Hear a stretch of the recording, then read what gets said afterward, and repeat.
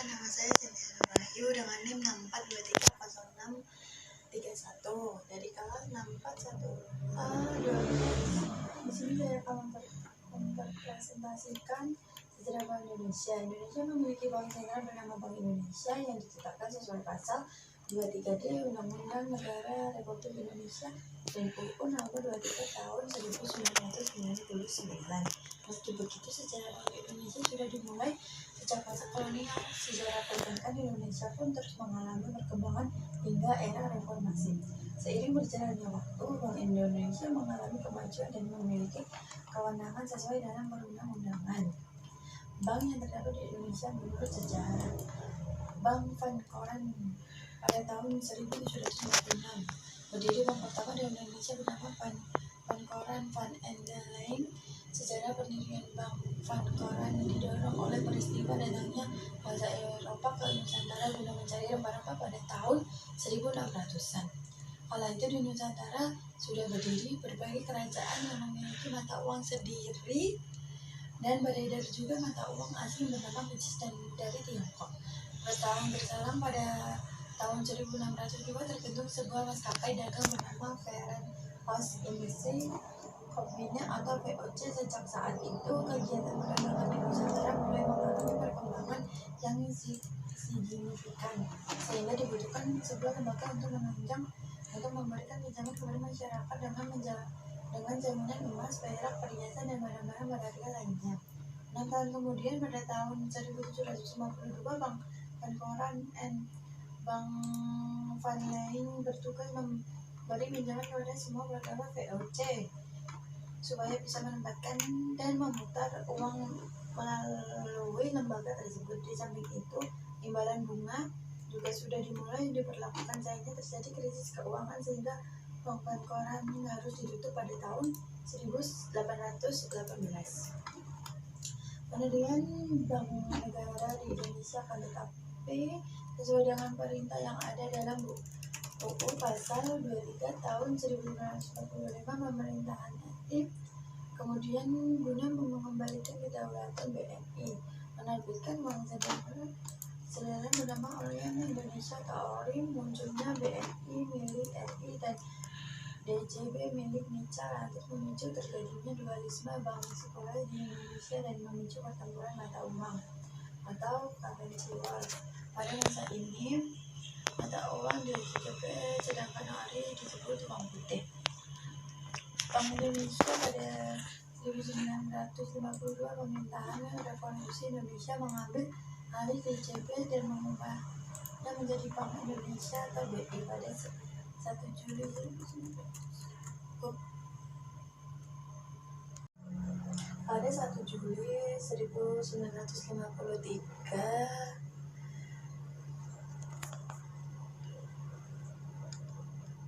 pemerintahan RI menerbitkan UU Nomor 11 Tahun 1953 tentang pokok Bank Indonesia. Berdasarkan aturan itu, Bank Indonesia resmi berdiri sebagai Bank Sentral Republik Indonesia. Selain menjadi bank sirkulasi, BI juga mempunyai tugas lain yakni sebagai bank komersial dengan melakukan pemberian kredit pada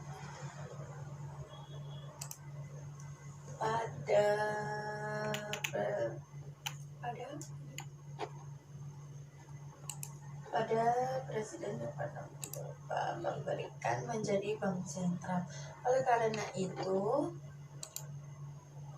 dikeluarkan Perpres nomor 7 tahun 1994 yang berisi tentang berdirinya bank tunggal milik negara. Akan tetapi tiga tahun kemudian pada 1968 pemerintahan RI kembali mengeluarkan UU Nomor 13 Tahun 1968 tentang Bank Indonesia. UU pasca reformasi dikeluarkan UU Nomor 23 Tahun 1999 tentang Bank Indonesia. BI ditetapkan sebagai bank sentral yang bersifat independen. Dalam UU itu, BI bertujuan mencapai dan memelihara kestabilan nilai rupiah, menghapus tujuan sebagai agen pembangunan. Sejak saat itu, BI beberapa kali Baik, itu tadi sejarah bank di Indonesia. Saya akan lanjut sejarah bank di dunia. Sejarah bank di dunia. Bank adalah lembaga penantara keuangan antara pihak pemilik dana dan pihak yang memerlukan dana. Kata bank berasal dari bahasa Italia banque atau banca yang berarti bangku. Bank pertama di dunia adalah Bank Bancamonte dei Paschi di Italia yang didirikan pada tahun 1397.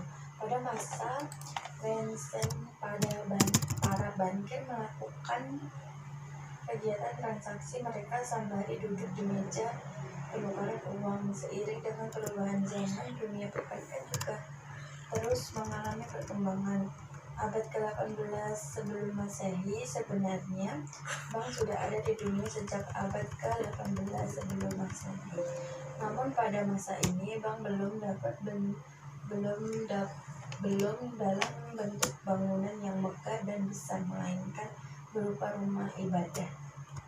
Pada abad ke-18 sebelum Masehi, sudah dikenal banyak barang berharga, salah satunya emas. Namun menyimpan emas di rumah sangat rawan dicuri atau dirampas. Oleh karena itu, tempat yang dijadikan sebagai tempat penyimpanan barang berharga adalah rumah ibadah. Pada abad ke-4 sebelum Masehi, aktivitas perbankan khususnya di Yunani sudah lebih maju dibandingkan dengan negara lain. Para pengusaha sudah mulai melakukan kegiatan yang sama dengan menyimpan barang berharga di rumah ibadah dan melakukan transaksi keuangan. Mereka menerima simpanan, menyalurkan pinjaman, penukaran, money changer, dan menguji keaslian dan kemudian koin sebagai alat tukar. Biasanya para pemberi pinjaman akan membuatkan catatan dan menyediakan jasa untuk mengirim koin yang mengatur seluruh kegiatan perbankan di Yunani dengan cara demikian. Namun ketika Roma jatuh dan kalah perang, para pelaku perbankan mengalami kerugian besar karena para penguasa gereja Katolik melarang melakukan penarikan bunga. Pada abad ke-12 hingga ke-14 Masehi, sepanjang abad ke-12 hingga ke-13 Masehi, para bankir dari Italia Utara memberi pinjaman kepada orang yang membutuhkan dana. Pada masa itu, orang-orang Italia Utara memang memiliki harta yang berlimpah alias kaya raya berkat kepiawaian mereka dalam berbisnis. Terima kasih. Adakah yang ingin bertanya?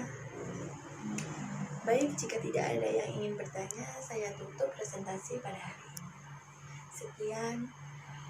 Sekian, kurang lebihnya saya mohon maaf. Wassalamualaikum warahmatullahi wabarakatuh.